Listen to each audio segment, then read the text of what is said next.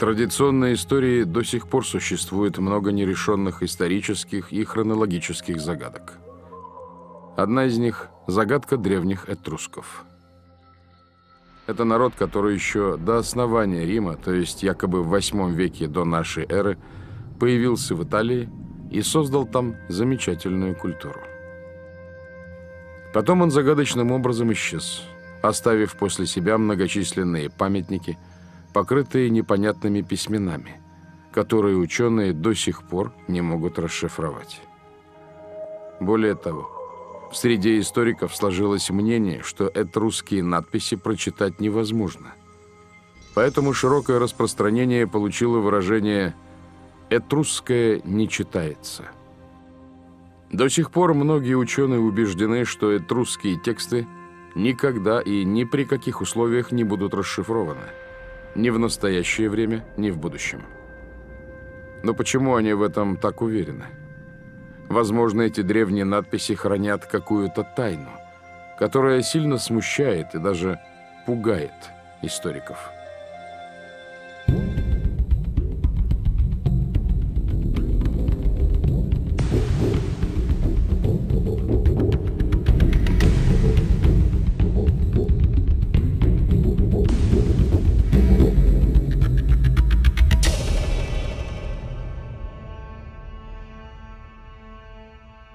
В древности на территории современной итальянской провинции Тоскана в Средней Италии между реками Арно и Тибром простиралась страна под названием Этрурия. Жители этой страны назывались этрусками. Власть этого государства распространялась к югу и северу от Арно и Тибра и на восток вплоть до Адриатического моря. Традиционная история утверждает, что это было в первом тысячелетии до нашей эры. Цивилизация этрусков была очень развитой и оказала огромное влияние на формирование римской цивилизации. А в XIV-XVI веках именно Этрурия стала колыбелью культуры Возрождения. Историки уже не одно столетие занимаются этрусской проблемой, но мир этрусков так и не стал им ближе и понятнее. До сих пор ученые-этрускологи не могут разгадать две главные загадки этрусков. Как утверждают сами историки, точно не установлены ни происхождение этрусков, ни их язык.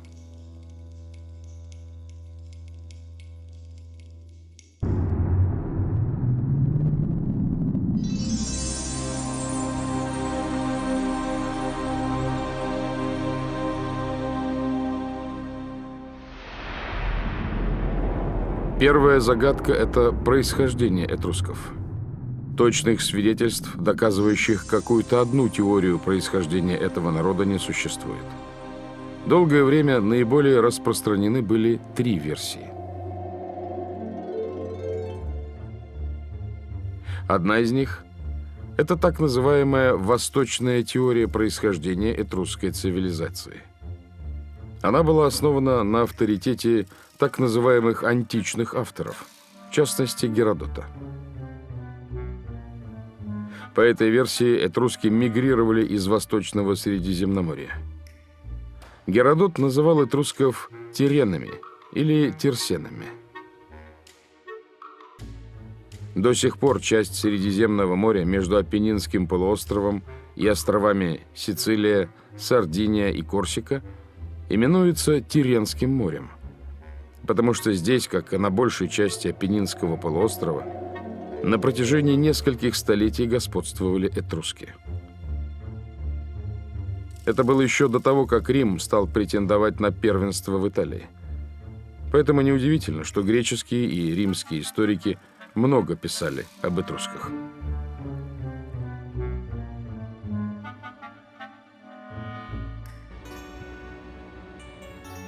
Вторая теория происхождения этрусков принадлежит Дионисию Галикарнасскому, который оспаривал версию Геродота и утверждал в своем сочинении «Римские древности», что этруски были не переселенцами, а местным и наиболее древним народом Италии, отличавшимся от всех своих соседей на Апеннинском полуострове как по языку, так и по обычаям. В середине XVIII века появилась третья версия, так называемая «северная теория происхождения этрусков». Ее предложил французский историк Николя Фрере. По его мнению, этруски наряду с другими итальянскими племенами проникли на территорию Италии через Альпийские перевалы. У этой версии не было никакой опоры в античной традиции и не было никаких материальных подтверждений. Но в XIX веке ее считали едва ли не единственным ключом к тайне этрусского происхождения. Особенно популярна эта теория была у немецких историков. Существует много точек зрения, которые были подвергнуты современной критике. Сегодня проблема состоит в том, что археология не может отдать предпочтение какой-либо теории. Таким образом, остаются открытыми разные предположения. Одна современная теория 90-х годов XX века принадлежит великому ученому-этрускологу Массимо Валентино. Она состоит в том, что та цивилизация этрусков, которую мы знаем, образовалась в Италии. Это правда. Однако эта теория не разрешила проблемы происхождения этрусков.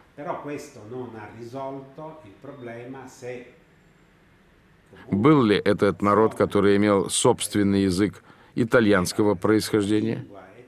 Или же откуда-то пришел в доисторическую эпоху?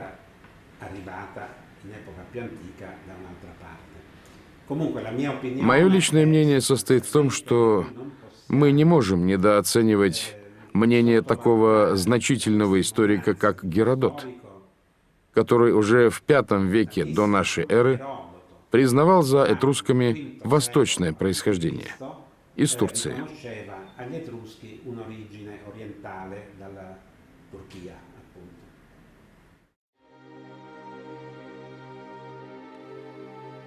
Но в середине XIX века свою теорию происхождения этрусков предложил русский археолог и историк-славист Александр Дмитриевич Чертков. Много лет он путешествовал по Европе, жил в Австрии, Швейцарии и Италии. Изучая древнюю историю этрусков, он пришел к выводу, что этруски были славянами. Ученый мир отнесся к исследованиям Черткова с равнодушным недоверием, а его книги вскоре были забыты. Историки не могли признать, что русские жили в Италии еще до возникновения Рима и основали очаг древнейшей культуры Этрурию, потому что в скаллигеровской концепции истории это бессмыслица. Независимо от Черткова, славянскую версию происхождения этрусков предложил польский археолог и коллекционер Тадеуш Воланский. В XX веке версия Черткова и Воланского нашла свое подтверждение в исследованиях российских ученых Анатолия Фоменко и Глеба Носовского. История этрусков и сегодня очень многим интересна, и ею многие занимаются и на Западе, и у нас. Однако все эти исследования идут в каком-то странном и заведомо тупиковом направлении. Считается, как само собой разумеющееся, что этруски это была некая совершенно отдельная цивилизация, которая заведомо не могла не иметь ничего общего со славянами. И поэтому, когда в XIX веке появились работы Чьямпи, Черткова, Воланского, доказывающие, что этрусские надписи – это надписи на славянском языке, по крайней мере, многие из них, то эти работы не были восприняты. Они не были опровергнуты, в них не было найдено ни одной ошибки, они просто не были восприняты. И до сих пор, хотя с того времени прошло уже больше 100 лет, они так и не восприняты ученым миром этрускологов. И только в свете новой хронологии эти работы предстают совершенно по-другому. Становится понятно, что Чьямпи, Воланский, Чертков сделали действительно важнейшее открытие, и к нему нужно привлекать внимание ученых. И действительно, этрускологи совершенно напрасно игнорируют исследования Воланского и Черткова, потому что их работы помогают решить еще одну загадку, с которой ученые не могут справиться. Это загадка – язык этрусков.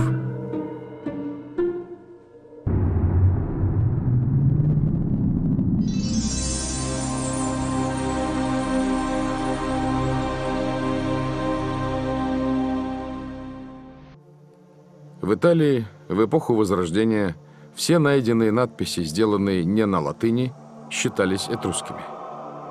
В настоящее время известно более 12 тысяч этрусских надписей.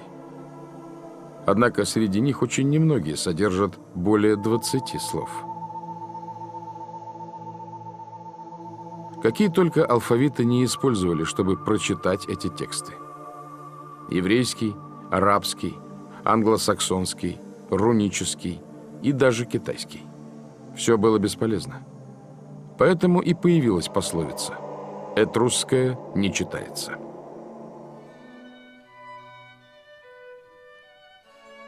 В 1825 году итальянский ученый Себастьян Чьямпи предложил использовать для расшифровки этрусских надписей славянский алфавит. Дело в том, что несколько лет он был профессором Варшавского университета. Немного выучив польский язык, итальянский ученый с удивлением обнаружил, что стал читать и даже кое-что понимать в этрусских надписях.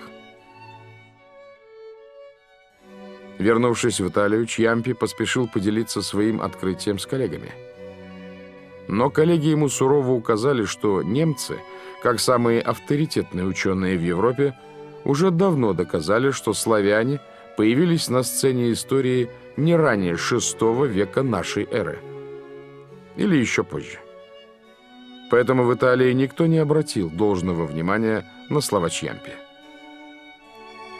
Не добившись внимания к своим призывам разобраться со славянским прочтением этрусских надписей, ученый сник.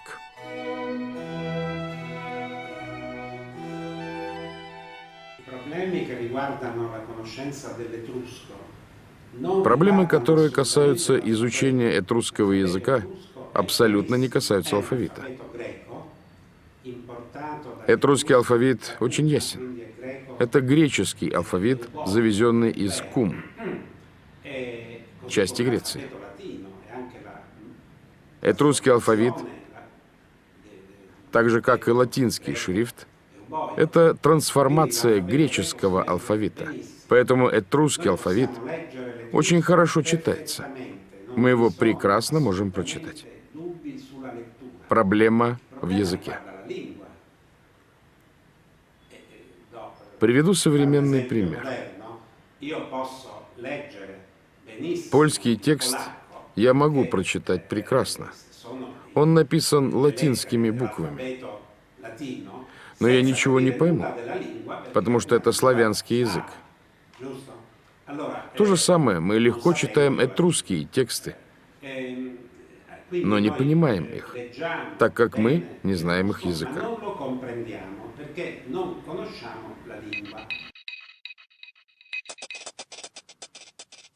Более последовательными в своих исследованиях этрусских текстов были Тадеуш Воланский и Александр Чертков, для которых славянские языки были родными. Наиболее интересные результаты расшифровки этрусских надписей получил Воланский. Для удобства расшифровки он составил специальную таблицу, с помощью которой весьма удачно расшифровал многие этрусские тексты. Вот как она выглядит. В первом столбце приведена этрусская азбука. Во втором – кириллица. В третьем – польский алфавит. В четвертом – богемский. Сложные буквы, представляющие собой сочетание нескольких букв, изображены в таблице внизу слева. Кстати, в кириллице тоже есть сложные буквы. Я, Ю, Кси, Пси и другие. Обратите внимание, что буквы кириллицы и этрусские буквы более или менее похожи. Например, буквы глаголь, есть, зело, како, люди, мыслите, наш, покой, твердо, ут, ша, ять. Авторы новой хронологии Анатолий Фоменко и Глеб Носовский считают, что эта таблица позволяет наглядно увидеть близость этрусского языка со славянскими. Но как же, используя эту таблицу, прочитать конкретный текст? Воланский подошел к расшифровке этрусских текстов довольно просто. Берется этрусский текст, а затем берется таблица, созданная Воланским. Это очень нетривиальное, очень важное его открытие. И в этом тексте буквы заменяются на кириллицу в соответствии с его таблицей. Возникает кириллический текст. После этого надо определить, в каком направлении он записан. Справа налево или слева направо. Раньше разные народы писали и так, и так. После этого надо понять, как устроена разбивка текста на слова, и пытаться его прочесть уже по-русски, по-славянски. Как показывает наш опыт и опыт Воланского, обычно после этой довольно простой операции смысл текста становится понятен. Конечно, как и любой старорусский текст, этрусский текст придется прочесть несколько раз, вникая в смысл. Дело в том, что в старых текстах промежутки между словами не оставляли. Это очень затрудняет чтение, но, тем не менее, приложив некоторые усилия, прочесть можно. По Воланскому получается, что сложность чтения этрусского текста не намного выше, чем чтение многих старорусских текстов, в которых тоже встречаются отдельные непонятные слова. Но все же большинство этрусских слов понятно. В этом можно убедиться, прочитав несколько переводов этрусских надписей, сделанных Воланским.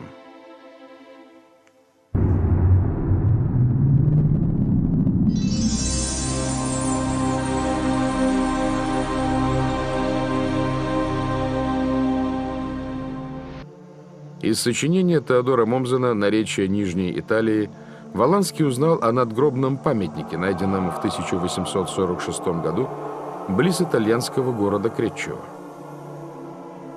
С 1852 года этот археологический памятник хранится в Национальном музее в Неаполе. Интересно, что в своей книге Момзен писал: «Было бы дерзко сделать даже попытку к истолкованию этой надписи». Воланский сделал попытку перевести этот текст. И вот что у него получилось.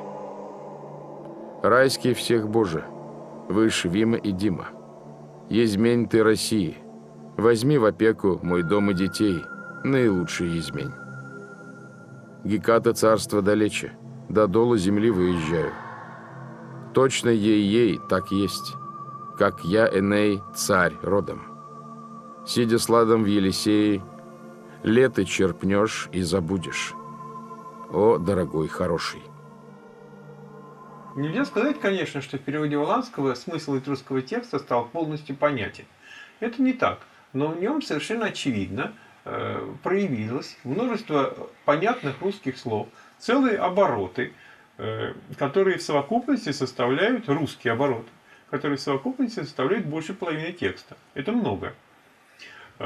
И надо иметь в виду, что Воланский, читая старые этрусские тексты, был убежден, что они написаны еще задолго до Христа, и поэтому ничего христианского в них быть не может. Согласно же новой хронологии, это тексты уже христианские, написанные после Христа, поэтому в них вполне могут содержаться привычные, известные нам из церковных книг христианские обороты. Это делает текст более понятным, потому что на самом деле это действительно христианский текст. И действительно, если не бояться увидеть в этой надписи христианские обороты, то вот что получается. «Рек всех Бог Вышний, «Моедиму, езменю России, им же опекается мой дом и дети, лепый езмень. Екатезин далече, только вера, вера, из какой Эней царь родом, сидящий с Ладом и Ильей. Помнишь ли ты? Забываешь? О, дорогой хороший!» Перед нами вполне осмысленный старорусский текст, хотя поминаются неизвестные нам имена – Моедим, Езмень. Вероятно, это старые названия каких-то местностей в Италии. Прямым текстом упоминается Русь, причем в стандартной для южных славян форме «Россия». К сожалению, этот этрусский текст можно прочитать не полностью. Но и не все старорусские тексты сегодня прочитываются до последнего слова. Но если в этрусском тексте однозначно читаются целые строки и обороты, то можно сделать вывод, что язык для расшифровки выбран правильно. И этот язык – русский.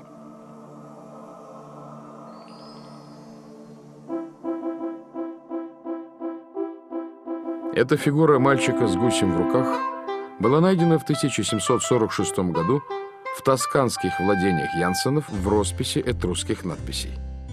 В свое время об этой фигурке очень много говорили, и очень долго, в течение 100 лет. Но никто не дал объяснения надписи, сделанной на этой фигурке. Вот как звучит этот текст на русском языке. «Белого гуся ветер нагнал, вольно отдался Алпану. Пеняйте, голый гетто туда нес, только надеясь». А это бронзовая фигурка мальчика с птицей, найденная в 1587 году. Неоднократно рисовали и саму фигурку, и надпись, сделанную на ноге мальчика. Однако этот текст до сих пор не могут объяснить. В подлиннике текст звучит так. «Воля дае, может, чё за ней милик чает». А вот перевод на русский. «Волю даю, может быть, что-нибудь милый чает». Эта двусторонняя камея была изображена на заглавном листе книги Ульриха Фридриха Коппа, изданной в 1827 году. На одной стороне камеи изображена нимфа Минифея и летящий к ней Купидон. Однако в книге ничего не говорилось о надписи, сделанной на этой камее. «Стерела Купида ранит Минифеи». По-русски это значит «стрела Купидона ранит Минифею». На второй стороне камеи сделана надпись из 7 строк. «Яо, Саваоф Адоней, ей, коли ега лается, идут в Тартарое скотину». По-русски это читается так. «Я, Саваоф Адоней, ей, коли его ругают, идут в Тартары скоты». Удивительно, почему на протяжении стольких лет этрускологи не могли прочитать эту надпись. Ведь она написана обычными славянскими буквами, причем слева направо.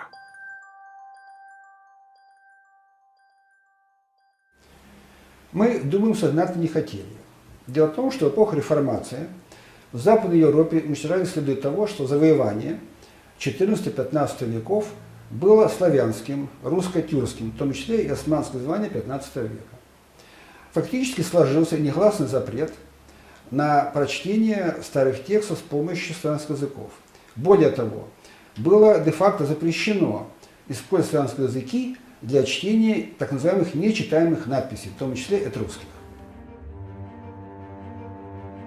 Опираясь именно на славянские языки, Тадеуш Воланский успешно прочитал не только этрусские тексты, но и многие другие надписи, найденные в Западной Европе.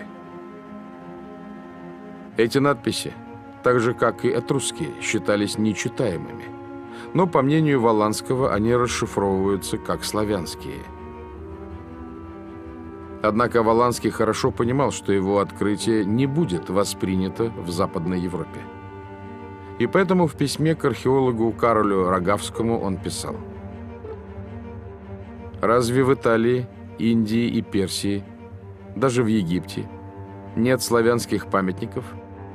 Разве древние книги Зороастры, разве развалины Вавилона, памятники Дария, остатки Парсаграда, покрытые клинописью, не содержат надписей, понятных славянам? Англичане, французы и немцы смотрят на это, как козел на воду. Можно сказать, что исследования Воланского по истории славян в Западной Европе были научным подвигом. Поэтому судьба ученого была непростой. В 1853 году католическая церковь внесла книги Воланского в индекс запрещенных книг, а польские иезуиты сожгли его книги на костре. Но этого им казалось мало, поэтому они требовали казнить ученого. Только благодаря вмешательству императора Николая I Воланский остался жив.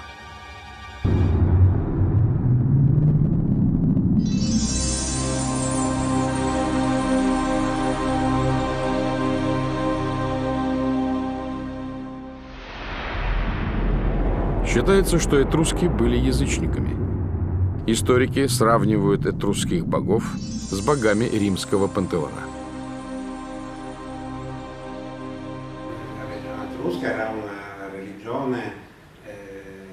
Этрусская религия – это политеизм, как и большинство верований античного мира – Италии, Греции.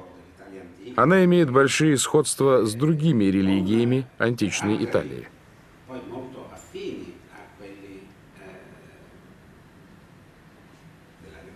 На религию этрусков очень сильно повлияла греческая религия.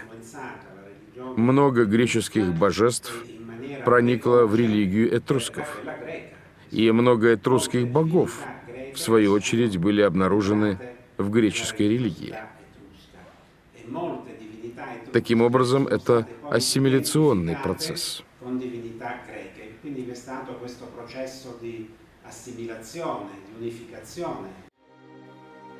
Но вот что интересно. Оказывается, главная священная книга этрусков называлась «Книга суда» или «Судная книга». Иначе говоря, «Книга закона».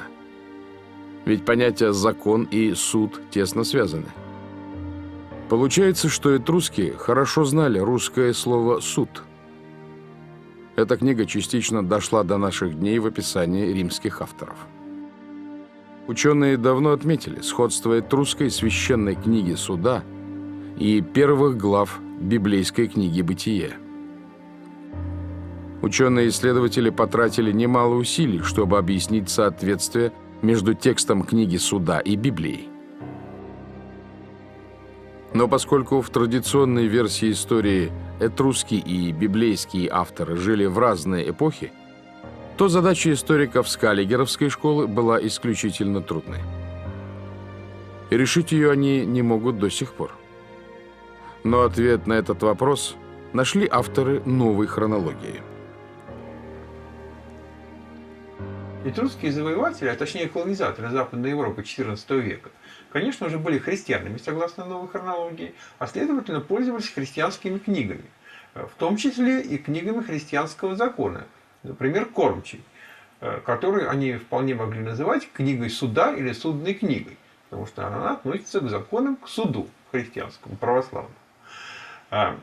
И совершенно неудивительно, что книга суда, которую мы, конечно, этрусская, которую мы, конечно, не знаем точно, а знаем только в каких-то пересказах римских, античных и греческих авторов, точнее, редакторов поздних, как мы теперь понимаем.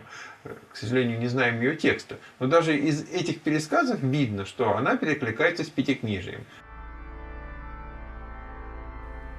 Францисканский монах Мариона из Флоренции в своем трактате о происхождении, благородстве и великолепии Тусции связал древнейшее прошлое Этрурии с мифами книги «Бытия». По его мнению, после потопа сыновья Ноя расселились по всему миру. И один из них, по имени Гомер, обосновался в Этрурии. А его потомки первыми приветствовали учение Христа.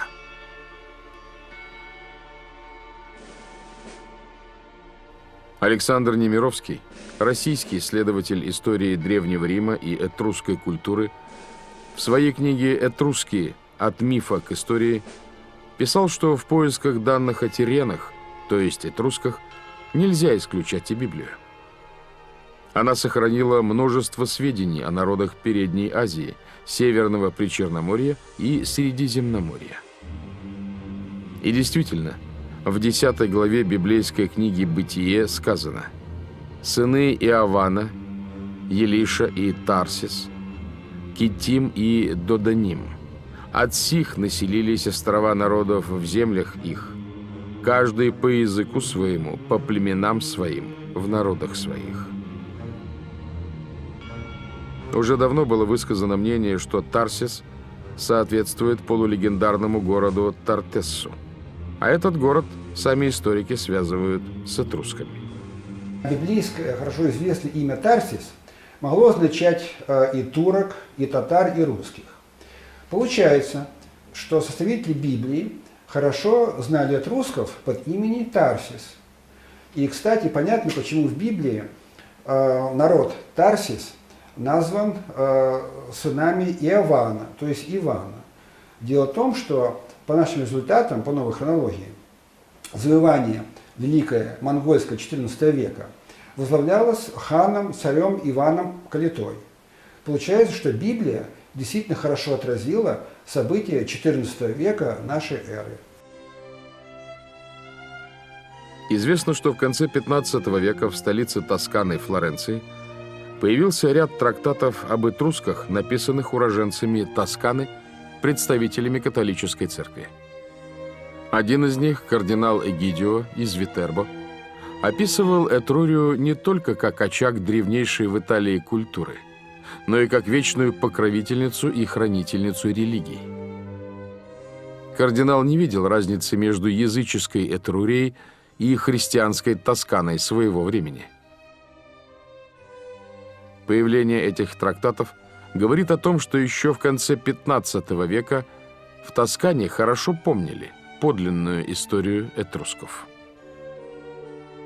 Но современные историки, зная и о книге Суда, и о библейских текстах, и о сочинениях средневековых авторов, все равно продолжают писать диссертации о языческой вере этрусков и об их дохристианском существовании.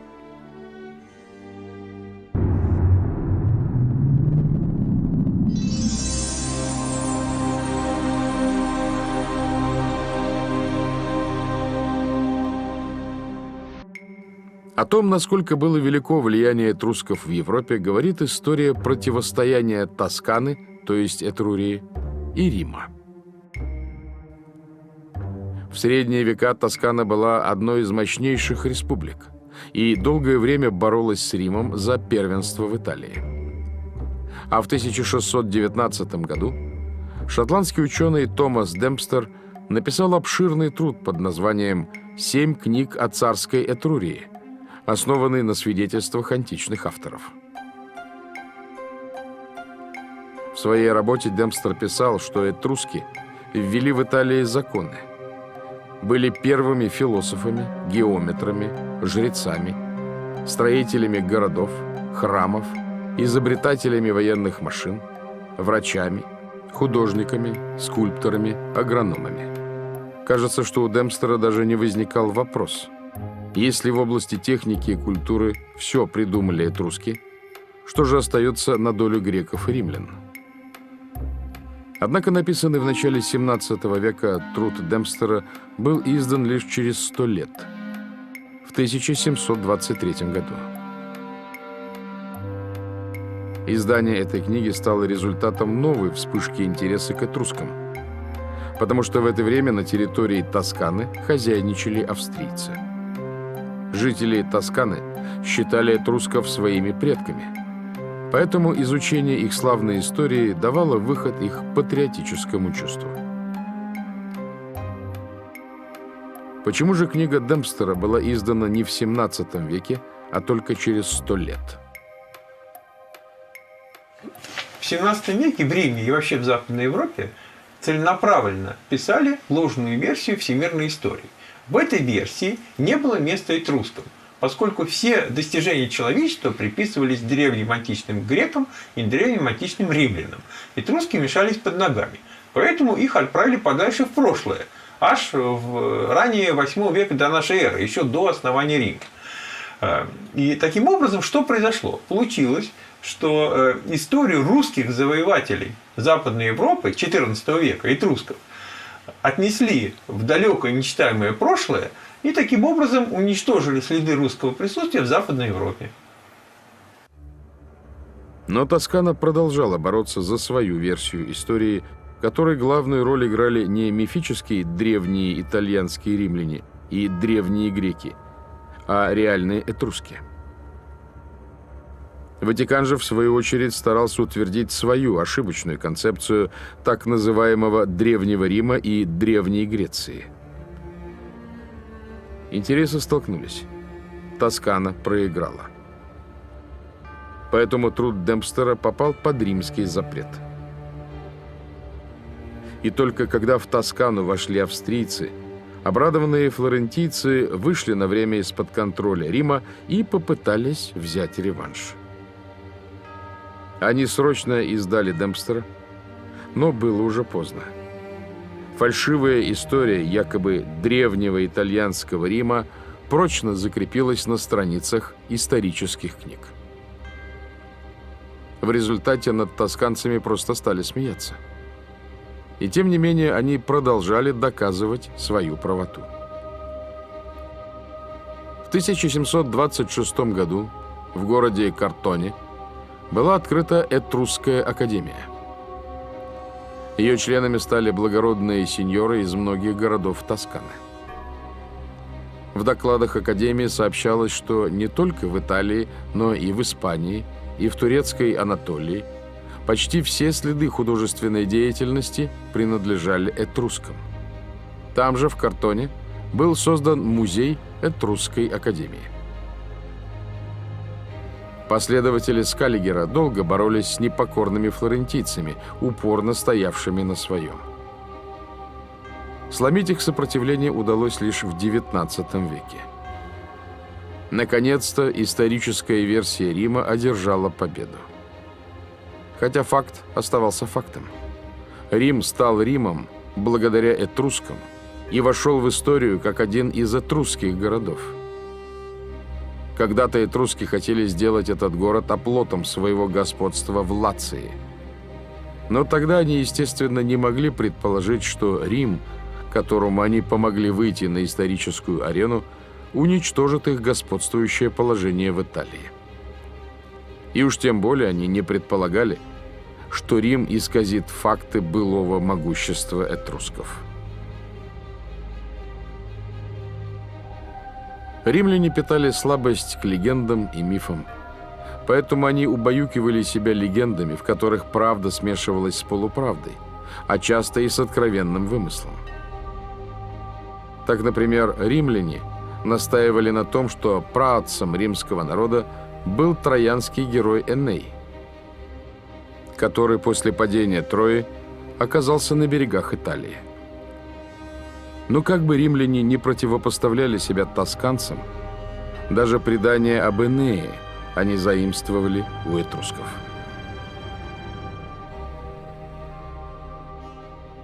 Вот так появился миф о славном происхождении Рима, который якобы с самого начала стоял выше всех своих соседей. Со временем этот миф был признан исторической реальностью и попал в исторические труды. А потом один историк стал заимствовать его у другого.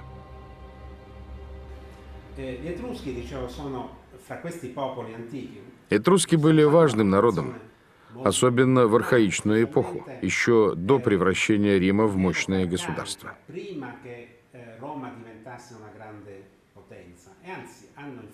Более того, в свое время они повлияли на Рим. В начале своей истории Рим имел 3 этрусских царей. Этруски внесли большой вклад в формирование итальянской цивилизации в античности с точки зрения культурной, исторической и религиозной. Я думаю, что на сегодня это признанный факт. Сегодня этрусская история изучается и признается ее важность, как, впрочем, и история других народов.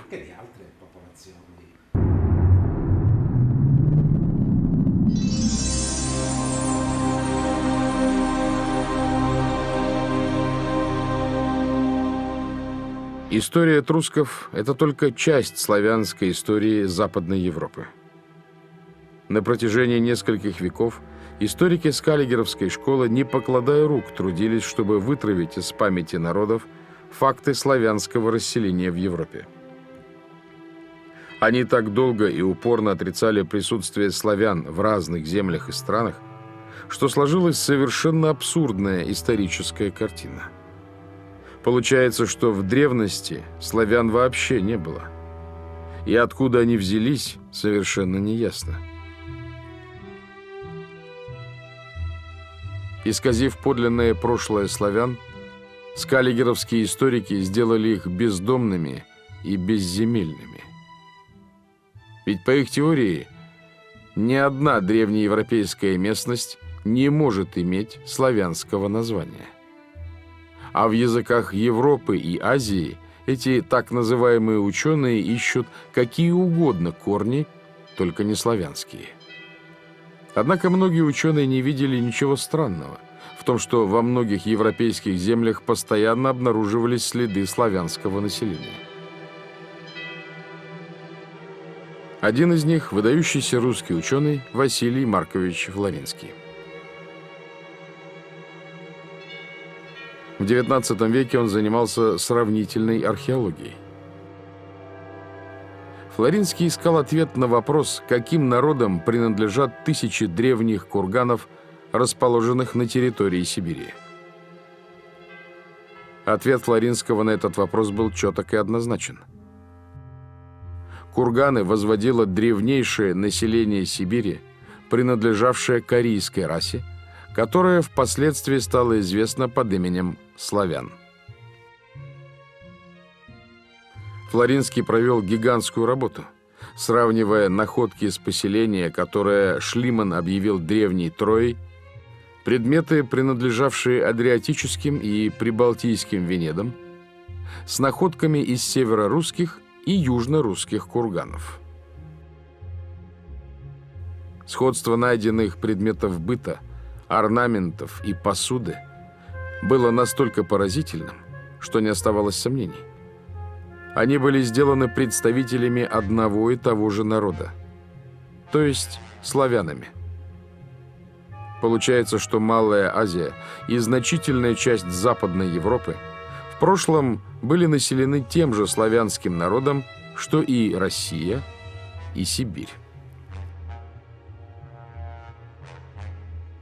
Флоринский писал, что Венеды – это адриатические или италийские славяне, что они входили в союз троянских племен, покинувших Трою. Венеды основали Венецию и Падую. Интересно, что Венеция стоит на древних деревянных сваях, которым уже несколько сотен лет. Считается, что эти сваи сделаны из сибирской лиственницы. Возникает вопрос, как были связаны строители Венеции с Сибирью?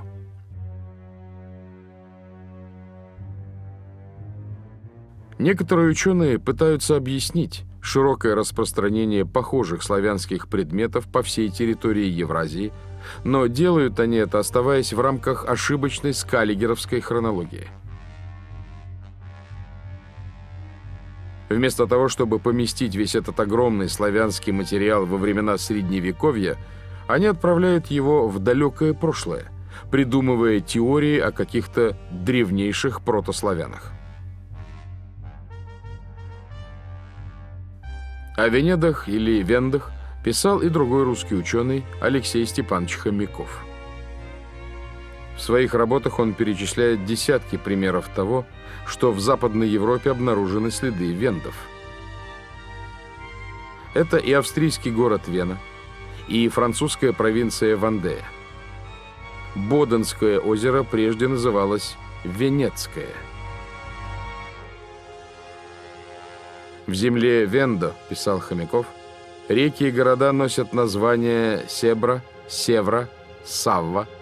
15 городов и деревень носят имя Беллегарда, которого нет в остальной Франции, и которое переведено как Альба. Как известно, Альба значит «белый», а Беллегарда – это попросту «белый город». Недоумевает Хомяков и по поводу того, сколько народов историки произвольно причислили не к славянскому корню, а к германскому, а венедов в Европе как будто и не было. Хотя издревле венеды населяли берега Адриатики, Балтики, ходили по бурным водам Атлантики. И это были не рассеянные племена, а многочисленный народ, населявший половину Европы. Александр Дмитриевич Чертков писал, что с 1575 по 1842 год в Германии было издано более 25 книг, в которых говорилось о славянах, населявших германские земли. Лейпциг, Долич, Рохлич, Дрезден были построены славянами. Однако все эти многочисленные книги были выведены из обращения с каллигеровскими историками. Слишком явно они противоречили официальной истории. Но славянские корни в Европе настолько глубоки, что историки и археологи сталкиваются с ними постоянно. С древнейших времен славяне живут в Германии. Например, лужицкие сербы. А лужицкий язык, один из западнославянских языков, распространен среди лужицких сербов, или, как их еще называют, лужичан или сорбов. Число говорящих на этом языке 60 тысяч человек. 40 тысяч живет в Саксонии, 20 в Бранденбурге.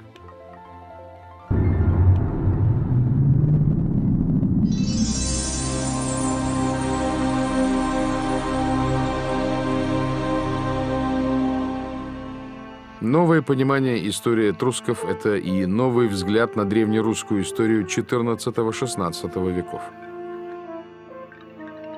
Начиная с XVII века, нам долго и упорно внушают, что по сравнению с европейской культурой русская культура всегда была на очень низком уровне. Что все открытия и достижения древнего мира принадлежат великим европейским цивилизациям. Однако подлинная история этрусков говорит об обратном. Основой развития и процветания европейских государств были славяне, а племена, населявшие Европу, несколько столетий пользовались научным, культурным и военным наследием славянских народов без всякой благодарности. Сегодня у современных историков есть возможность восстановить подлинную историю этрусков. Им не надо все начинать с нуля. Еще в XIX веке их предшественники проделали огромную работу. Но, как писал Тадеуш Воланский, мы, славяне, сможем довести эти исследования до конца только в том случае, если дети и внуки наши захотят пойти по нашим следам.